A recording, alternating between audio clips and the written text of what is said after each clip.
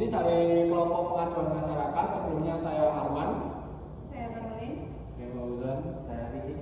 Nah, di sini kita mau bikin video. Ini untuk aplikasi mobilenya, yaitu pengaduan masyarakat di Kota Solo.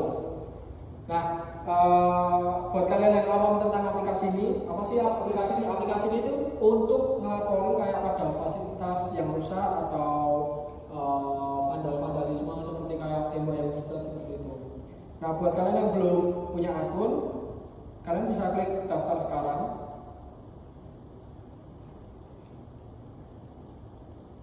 Nah, nih, karena ini datanya kosong, jadi itu tadi nggak bisa ya. Tapi karena kita di sini udah punya akun, kita mau pakai akun kita.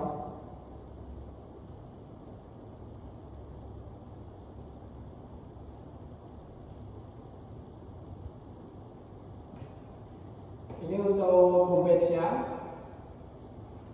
Sebelumnya kita udah testing juga buat laporan-laporan. Ya masih banyak yang kurang, jadi bisa dilanjutin sama Mas Vicky. Ya, untuk yang pertama, jika masyarakat yang ingin mengadukan sebuah keresahan atau apapun itu, bisa dibuat laporan baru.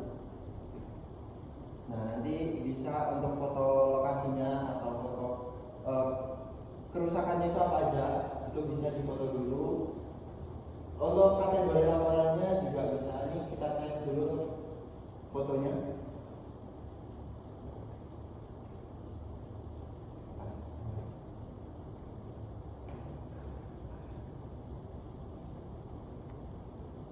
Nah, setelah memasukkan foto, kita pilih kategori.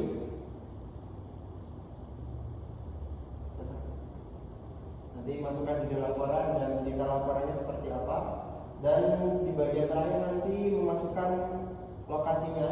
Untuk lokasi ini kita bisa menggunakan lokasi saat ini ataupun mau diisi alamat yang manual, bisa. Setelah itu langsung kirim laporan.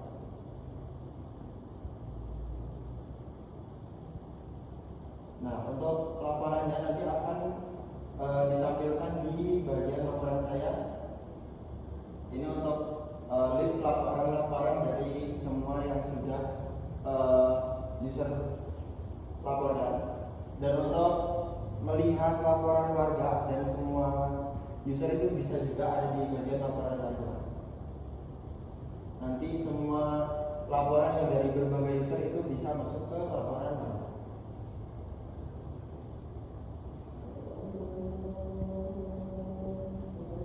Selanjutnya untuk detail laporan, nanti jika ingin masuk ke sini, itu juga ada beberapa informasi seperti tanggal uploadnya dan statusnya.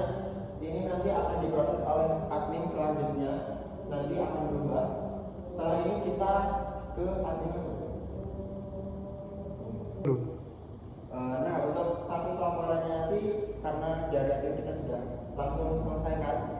Nanti di bagian detail laporan itu tertulis juga statusnya bahwa perbaikannya sudah selesai. Lalu di bagian notifikasi user itu juga ada notif yang masuk langsung dari admin jika perbaikannya sudah selesai. Nanti untuk selanjutnya kita akan jelaskan di bagian admin. Ya. Jadi di sini kita akan melanjutkan aplikasi dan website dari Flutter tadi.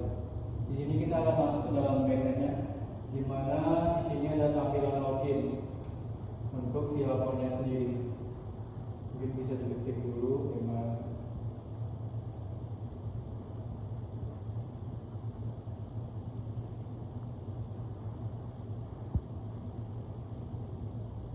Ini adalah tampilan dashboard dari sesi lapornya, di mana ada beberapa menu.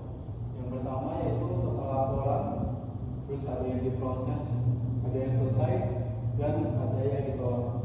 Terus ini adalah statistik laporannya. Di sini ada grafik laporan per minggu. Terus di bagian sini ada aktivitas baru, di mana terdapat 5 laporan terakhir di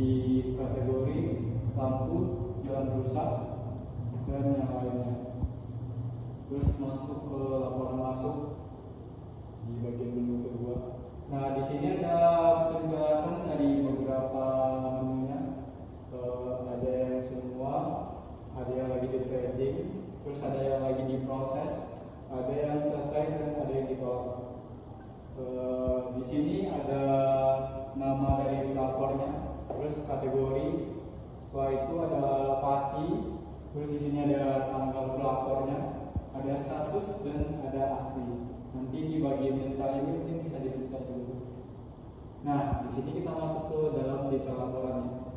Terus ada nih kategorinya itu jalan rusak, terus ada alamatnya.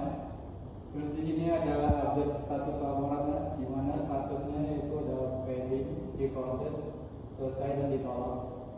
Terus ada absence petugasnya, mungkin bisa ditekan. Terus ada pilih petugas yang ada baru 2 petugas karena itu yang baru diinput. Terus ada catatan adminnya sendiri. Nah ini adalah contoh laporan yang baru masuk. Mungkin bisa lanjut lagi ke menu berikutnya.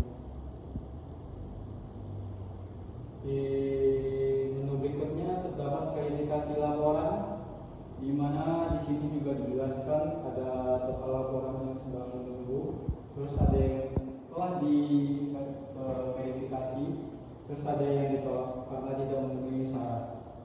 Terus di sini ada juga nama dari pelapornya, terus kategori, tanggalnya, terus ada buktinya, terus status dan aksinya.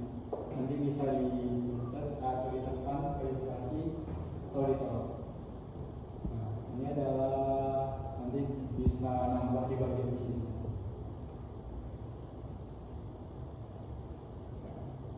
Ini masuk ke data petugas untuk menu berikutnya. Di sini ada total 2 petugas yang sudah diinput. Terus ada petugas aktif, terus ada yang tidak aktif. Ini bisa dilanjutkan oleh Mbak Ari. Nah di sini ada tabel nama petugasnya. Yang pertama itu di sini ada kolom ID petugas, ada nama petugas sama emailnya, ada spesialisasinya, nanti dia sebagai spesial terbuka atau mana. Ada statusnya dia petugas aktif dan beban kerjanya saat ini. Aksinya bisa dihapus. Selanjutnya masuk ke menu kategori.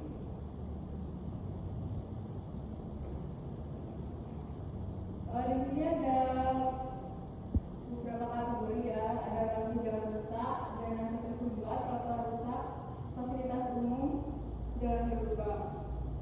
Nah ini ada jumlah laporan masuknya, yang lampu jalan rusak itu tadi 9 laporan masuk. Setelah itu ada aksinya juga, jadi nama kategorinya bisa diedit dan bisa dihapus. Bisa tambah kategori juga ya. Selanjutnya ke statistik.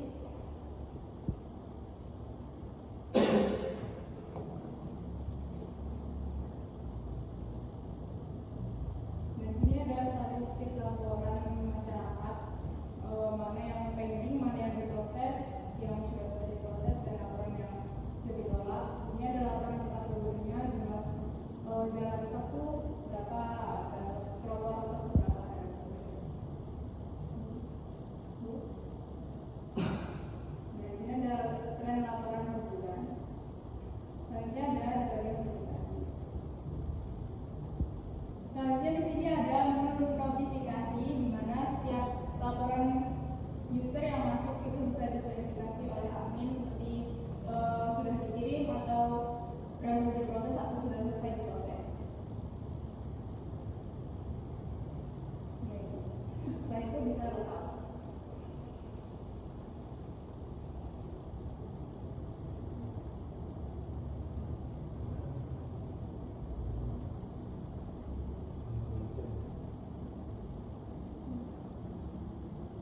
Nah ini pengaturan admin, misal mau mengubah nama lengkap atau email, menambah nomor telepon, atau password dan lain-lain. Saya itu bisa lengkap.